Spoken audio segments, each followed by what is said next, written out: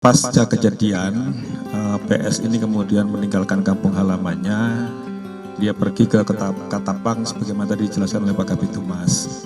Di sana dia tinggal satu kos bersama ayah kandung dan ibu tirinya. Namun PS tidak mengenalkan diri sebagai anak kandung daripada ayahnya. Di sana dia mengaku sebagai keponakan, demikian juga bapaknya mengenalkan kepada pemilik kos bahwa PS adalah keponakannya. Hal ini dikuatkan dengan keterangan pemilik kos yang sudah kita minta keterangan. Terkuak peran ayah kandung Peggy Setiawan alias Prong alias Robi Irawan dalam pelarian sang putra. Diketahui setelah 8 tahun buron, Peggy Setiawan akhirnya ditetapkan sebagai tersangka kasus pembunuhan Vina dan kekasihnya Eki di Cirebon. Direktur Kriminal Umum Polda Jawa Barat Kombes Surawan saat konferensi pers pada Minggu, 26 Mei 2024, mengungkapkan alasan pihaknya kesulitan menangkap Peggy Setiawan. Menurut Surawan, Peggy Setiawan merantau dari Cirebon ke Ketapang, Bandung.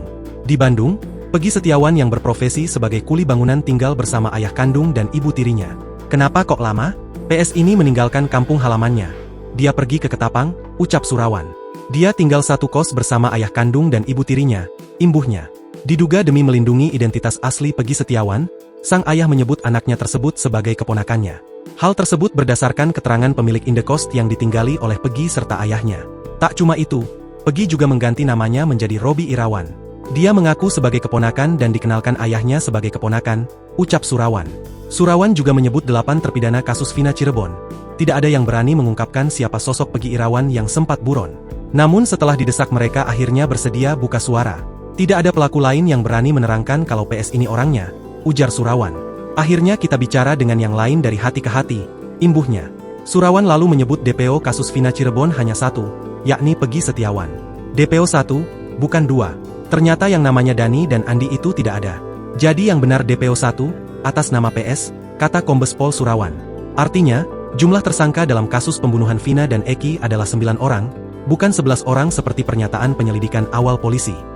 Demikian juga nama sudah diganti, bukan lagi PS tetapi menggunakan nama Robi. Yang kedua, kenapa kita sulit untuk menemukan ini, bahwa tidak ada satupun pelaku lain yang berani menerangkan bahwa PS itu ini orangnya.